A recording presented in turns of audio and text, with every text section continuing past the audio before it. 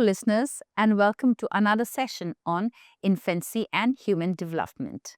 We are talking about infancy and human development because it is one of the most important aspects of growing up, of babyhood, or of when children are growing up. Now, as we know, infancy is a time when the child is dependent on the mother or the parents as a whole, and how the stages of this child is developing into becoming an adult is what we're going to do in today's lesson. So yes, Infancy and Human Development is the name of the class, and I'm Professor Rose Nembyakim from the School of Social Work, Indira Gandhi National Open University. Now, having talked about infancy and human development, what is the objective of today's lesson?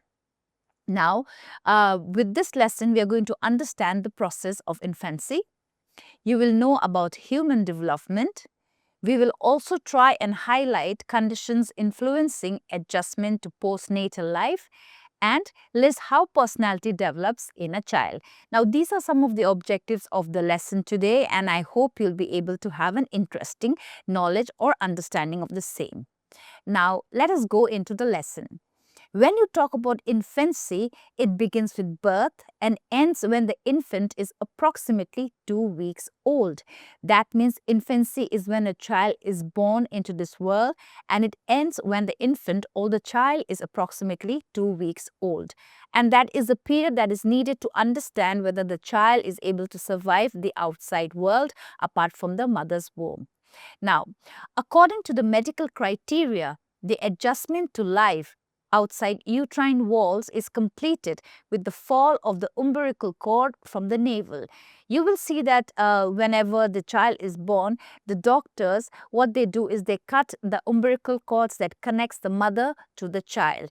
Now, this is important because through this cord is where during the conception, or where the child is being conceived within the womb of the mother, all the nutrients, all the foods gets transferred from the mother to the child.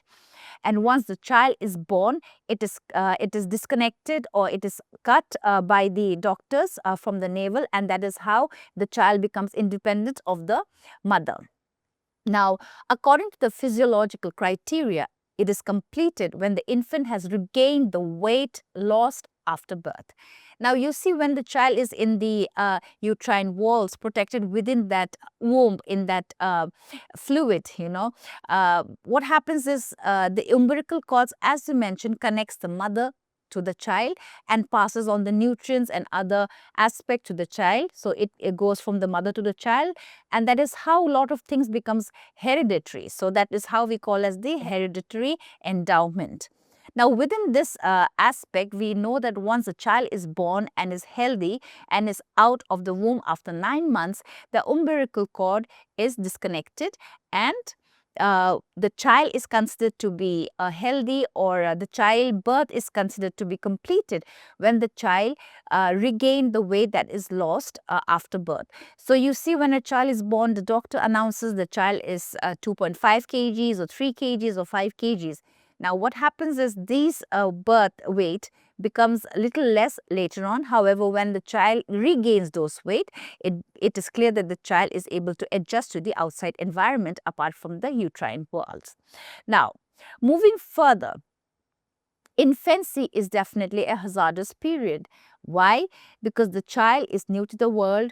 The child is no longer protected within the uterine wall of the parents or of the mother, and he or she has to start developing what we call as immunities to the outside world. So physically, it is hazardous because of two difficulties of making the necessary radical adjustment to the totally new and different environment. That is what we talk about.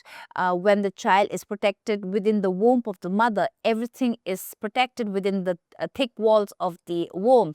And so there is no diseases, there's no cuts, there's no falling, there's nothing that could happen to the child.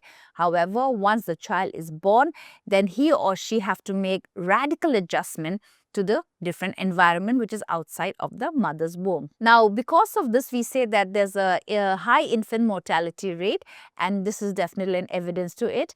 Now, in India, recently, the infant mortality rate has been declining. Earlier, it used to be approximately 35 deaths per thousand birth, and that is the reason why we say that once a child is approximately 2 weeks old, we can say that the time of infancy ends. That is because the infant then starts adjusting to the different environment which is apart from the mother's womb. Now, when you talk about infancies and the problem that is associated with it, it is pertinent and important that parents do take good care of the child, because this is the time when they can get a number of diseases because of the outside environment, and that has to be definitely taken care upon. Now, psychologically, infancy is the time when the attitudes of significant people towards the infants are crystallized, some of which remains relatively unchanged or is strengthened depending on conditions at birth and on the ease or difficulty with which the infants and parents adjust. Now, when you talk about adjustment, it is not only the infant that adjusts to the external environment. It is also both the parents, the mother and the father, who adjust to a new life form at home, which is fragile and needing their attention and care. And that is the reason why psychologically, people tend to understand the problems that exist while a child is very young, because both the parents, the mother and the father, also new to being a parent, and the child is new to the environment. So sometimes communication is the strongest tool to which parents can interchange or talk about how to bring about the child. Now, this adjustment has, as we mentioned, has to be made not only by the infant but also by the parent as well. Now, here it is important to mention about a vital aspect, that of immunization of the newborn. What is immunization, if you say? Immunization is when you give proper you immunize the child for different kind of diseases. When a child is born, you have to give injection to the child for building immunity and to take care against any other kind of diseases that could happen. So every period, every month, the child initially in the infancy period has to be given a number of immunization, and towards certain months, different kind of immunization, and this immunization process ends towards the time or the age when the child reaches 10 years of age. In India, normally by the 10 years of age, the last dose of immunization is given to the child. Now, as we say, immunization is a vital aspect. Now, adequate care needs to be taken by parents or those responsible for taking care of the child to see that necessary vaccination and immunizations are given to the child as per schedule. Now, this is a schedule that we talk about once when the child is young, very young in fact. Every month there is a vaccination that needs to be given, and these vaccines help the child to grow up and develop a lot of immunity against diseases, and therefore that is why we say that vaccination is very important, and parents should constantly take guidance from a qualified physicians as to the number of vaccination that needs to be given to a child. In India, I would like to reiterate here the fact that by the age of 10 years, the last dose of vaccination is given to a child, which is as per the Government of India rules or as per the medical criteria. However, in different cases, the child may go for different kind of vaccination depending on the need of the child and as per the diseases or as per the kind of immunity the child needs to develop. Now, having said that, it is important to understand certain conditions influencing adjustment to postnatal life. A while ago, we mentioned that the child has to have an adjustment to the environment in which he or she is born in, because that is something different which happens to a child, because the child was comfortable in the mother's womb and was free and moving around, in fact swimming in the amniotic fluid. However, once the child is out of that womb, then he or she has to adjust to the social environment. Similarly, the mother or the parents are the ones who also have to make an adjustment postnatal life. And when you talk about postnatal life, it is regarding after pregnancy, after the delivery. So when the child is born, it is not only the child but the parents or the environment around the parents that has to make an adjustment to that development. Now, let us talk about the prenatal environment. Now, what is a prenatal environment? Now, a healthy prenatal environment contributes to good adjustments in postnatal life. Inadequate prenatal care of the mother as a result of either poverty or neglect is often responsible for the development of unfavorable conditions in the uterine environment, which affect the developing child and lead to complication during childbirth, both of which influence the kind of adjustment the infant makes. Now, this is one aspect which has to be informed, because when you talk about a healthy prenatal environment, that is before the child is born. Now, if the condition where the child is about to be born is good, then it further leads on to a good postnatal life for the child. Now, if the mother is not taken good care of, and when you talk about good care, it could be in terms of nutrition, it could be in terms of the accommodation, in terms of hygiene, in terms of health availability, all these aspects will lead to unfavorable condition in the intrauterine environment, which may definitely affect the developing child and lead to complications during childbirth. And therefore, it is very important to keep the prenatal environment very safe and sound for the mother as well as for the child. Another important aspect regarding to prenatal environment is the malnutrition. Malnutrition of the mother during pregnancy has been found to be responsible for premature births or stillbirths and infant mortality during the early days of life. Now, why is nutrition so important?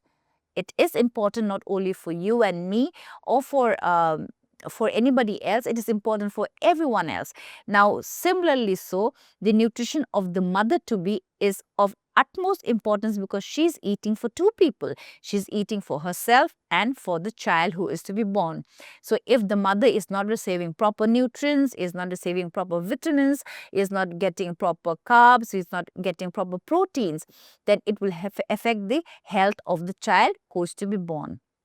And definitely, it could lead to a lot of complications such as premature births, stillbirths, and definitely infant mortality rate, increase in the infant mortality rate. And therefore, we say that nutrition of a mother is very important during the prenatal environment. One of the most important conditions that contributes to difficulties in postnatal adjustment is a prenatal environment characterized by prolonged and intense maternal stress. Similarly, another aspect is before the child is born in terms of the prenatal environment, if the mother is suffering from stress.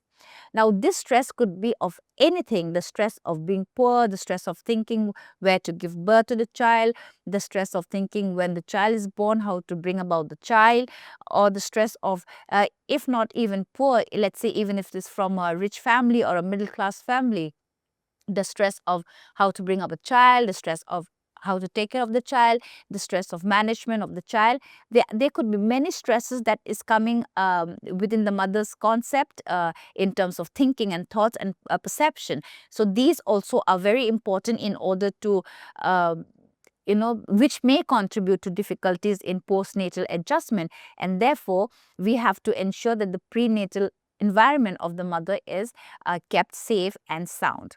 Now, let us talk about the kind of birth.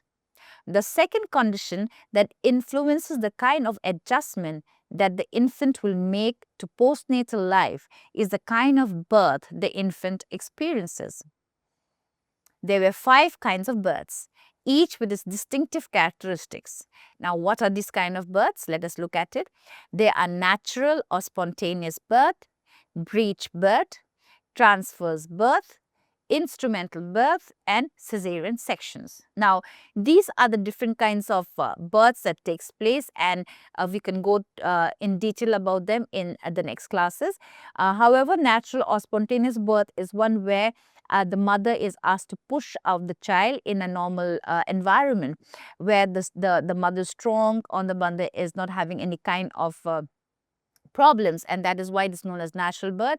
Breech birth and transfer births, instrumental births are all which uses different kind of instruments for bringing out the child, and cesarean section, as we all know, is when the womb is cut open to bring to deliver the child.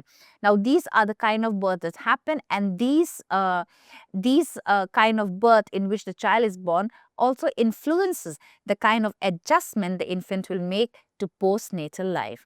So similarly, when we talk about it, the more difficult the birth, the greater the chance of damage and the more severe the damage. So that is the reason why a natural birth or natural birthing is what is very important for every mothers to go through or to ask.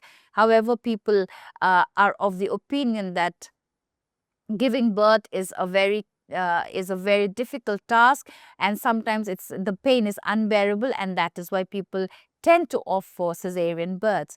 And so one thing is clear, that if the difficulty of the birth is great, then the chance of damage is more severe to the child in the prenatal environment.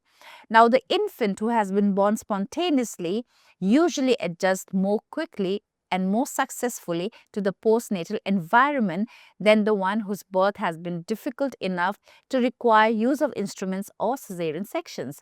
So this goes on to say that when you talk about natural or something which is adjusting to the nature itself, the child is also able to adjust more quickly and more successfully to the postnatal environment, because she is of a natural birth, and that's why adapting to the natural environment or outside environment becomes much more easier.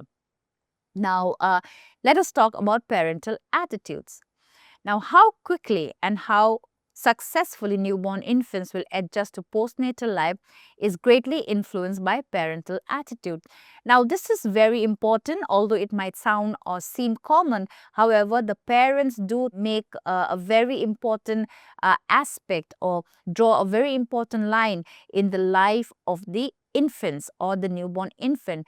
If the parents are not stressed out, they are very free in terms of their understanding, then the infant also feel that environment and is able to adjust to postnatal life in a much better way.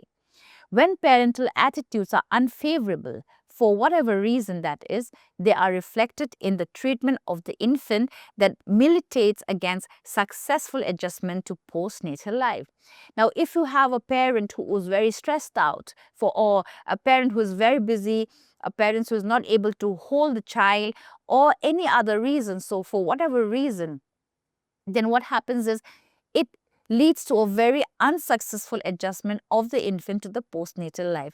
And that is why we always suggest parents to have a warmth understanding of the child, and make the child very comfortable, because how you behave with the child, how you lift up the child, how you talk to the child during the infancy period have a very adjusting aspect, allows them to adjust more freely and more favorably in the postnatal aspect.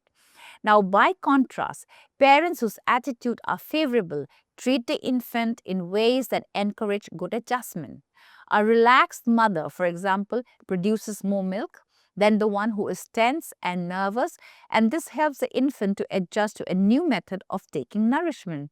And it is not a subject which nobody talks about, but it is a very common understanding that a relaxed mother will produce more milk, and there's nothing more healthier and more nutritional than a mother's milk to the baby whenever the child is born. So if a mother is relaxed, it produces more milk, and if it doesn't, then the child has to adjust to a lot of other alternative measures.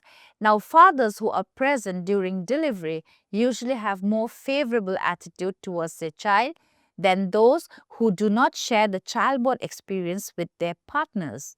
Now, this is because when a father sees how the child is born, or the pain the mother goes through, the father understands what are the consequences or how the child is born, and so the attention to the child becomes greater, and the need to protect the child from more harm becomes much more heightened. And that is the reason why we feel that parents, or in particular fathers, should always be present during the birth of a child. Now, we have to look at the physiological functions, which is important for the postnatal adjustment of the child. With the birth cry, the lungs are inflated and respiratory begins. At first, the respiration rate ranges from 40 to 45 breathing movements per minute. And now, by the end of the first week of life, it normally drops to approximately 35 per minute. But it is more stable than it was at first. So, we see that when a child is born, there's always accompanied by a cry, a cry which allows the lungs to be inflated and the respiration to begin. Now, when a child does not cry, what happens is the doctor tends to give them a slight push for them to feel the pain and cry. Not exactly pain as such, but for the child to cry, because then it allows the lungs to be inflated and the child starts breathing. Because while the child is in the womb, then all the process that happens, the child might not understand once they are born, they are delivered into the world. And that is the reason why they are needed to cry, so that the lungs are inflated and respiration begins. Now, what happened again is the elimination of waste begins a few hours after birth. Now, the child have a lot of waste in terms of the food that is taken from the mother through the umbilical cord that we have talked about, and many voiding occur during periods of wakefulness and when the infant is quiet, usually within an hour after feeding. So, this is also the process where the stomach of the child gets cleansed, in terms of elimination of the waste, and that is how the child himself or herself doesn't know when they are about to eliminate the waste. But this happens for them to clear out the stomach with all the food or the nutrients, or with all the things that they have been taking in through the umbilical cords while they were in their mother's womb. Now, defecations likewise occur when the infant is quiet shortly after feeding. When the child is full of the mother's milk or full of the milk that is provided to the child, then defecation definitely occurs. Now, neonatal sleep is broken by short waking periods which occur every 2 or 3 hours, then with fewer and shorter waking periods during the night than during the day. So now this pattern might not be common for every child, but however we know that the sleep of a child, it is broken by short waking periods. So sometimes they will sleep for 2 hours, some children will sleep for 3 hours, some children definitely sleep for 5 hours also after they are born. Now, during the night, they are fewer and shorter because they still haven't gotten not understood the concept of day and night. Now, you see most of the parents waking up during the night and feeding the child, or the child crying in the middle of the night. So that is because the child is yet to get accustomed to the outside environment to which they are born. Now, let's talk about the rhythms. What are rhythms? The newborn baby engages in a cycle of active and quiet sleep that repeats each 50 to 60 minutes.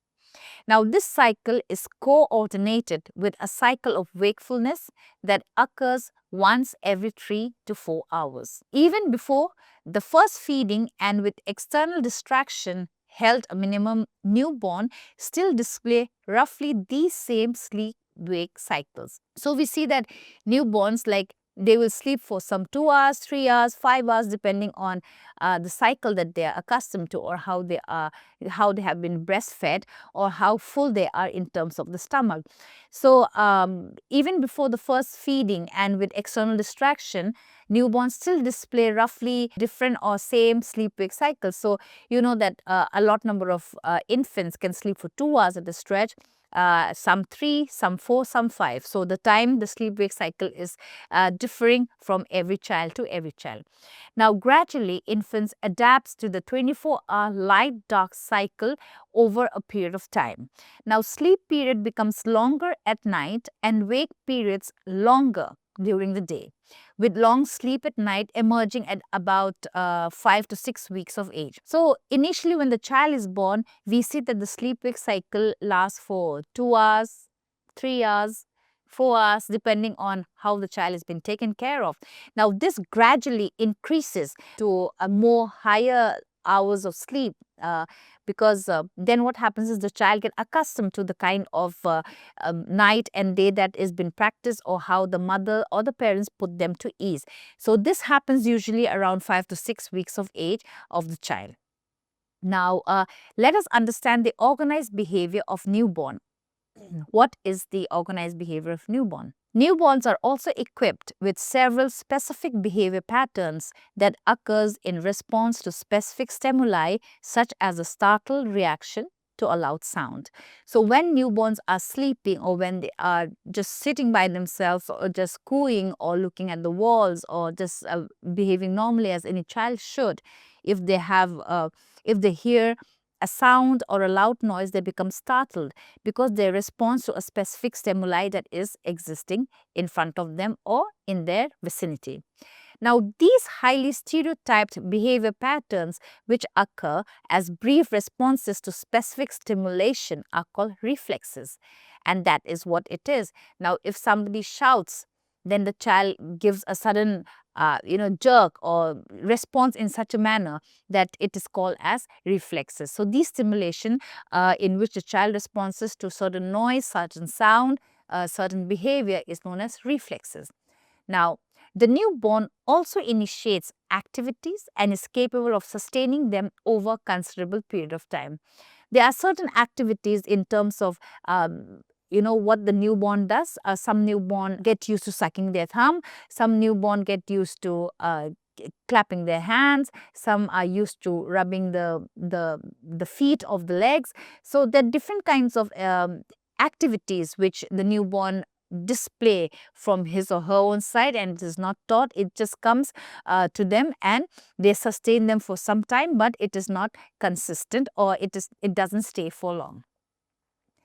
Now let's talk about the emotions of the newborn. Emotional reactions of the newborn may be described as state of pleasantness and unpleasantness. Now, the pleasantness is characterized by a relaxing of the body, and the latter, that is the unpleasantness, is by the tensing of the body. Now, so this emotional reaction of the newborn happens. Now, how do newborn react, or when do newborns react? They react when they've been talked to. They react when they've been played to. They react when they've been touched, when they hear the sound. So their reflexes makes up for the kind of expressions they want to say, because they cannot speak as of now. So the reflexes of the body characterize the behavior, or the habit, or the movement of their body. Now, these kind of reaction could be pleasant and unpleasant, and pleasant is characterized by relaxing of the body, and unpleasant is characterized by the tensing up of the body. The outstanding characteristics of the infant's emotional makeup is a complete absence of gradation of responses, showing different degrees of intensity. Whatever the stimulus, the resultant emotion is intense and sudden. So this is the kind of environment that the child is getting used to, the child is exposed to. So these kind of emotional makeup becomes complete with the kind of stimulus the child is showing or is exposing themselves to. Now we know about the infancy and the development. Let us look at the beginning of personality. Now, what is personality? Personality is the character of the person. Personality is what the person is born with. So how does personality begin? Now, children are born with characteristic temperamental differences that are reflected in activity rates and sensitivities. It is these differences from which the individual's personality pattern will develop. So the personality could be an emotional personality, an anger personality, a caring personality, a sensitive personality. So these kind of personality would be of different perspective, depending on the kind of character the child displays. Now, individual differences are apparent at birth and are shown in response to food, in crying, in motor activity, and especially in sleep. So we all know that every child is different. Not every child who is born will have the same behavior or the same kind of manner.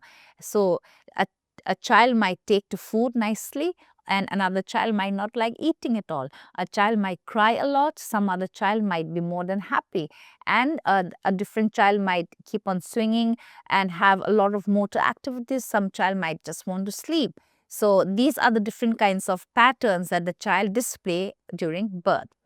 Now, having said that, a disturbed prenatal environment, which can result if the mother is subjected to severe or prolonged stress, may cause a modification of the newborn infant's behavior pattern.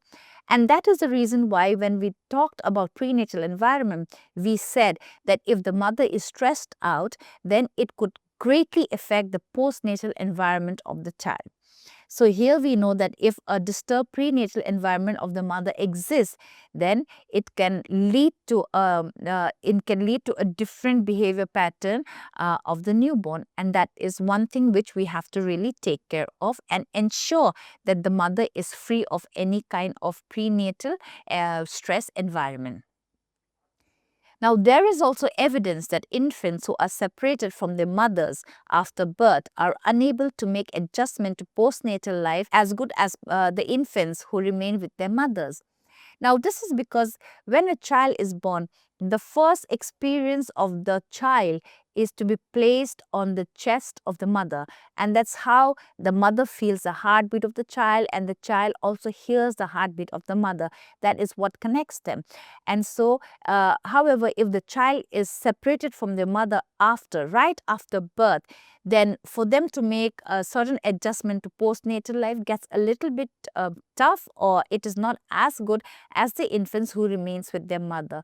And that's the reason why they say that we mentioned a while ago that for the postnatal environment of the child to be effective and to be healthy, the prenatal environment has to be ensured that it is good and it is in a very healthy and friendly manner. Now, with this, we end our talk in terms of the infancy and human development. And I do hope that you all have a good listening experience and learned a lot from this session. Thank you so much.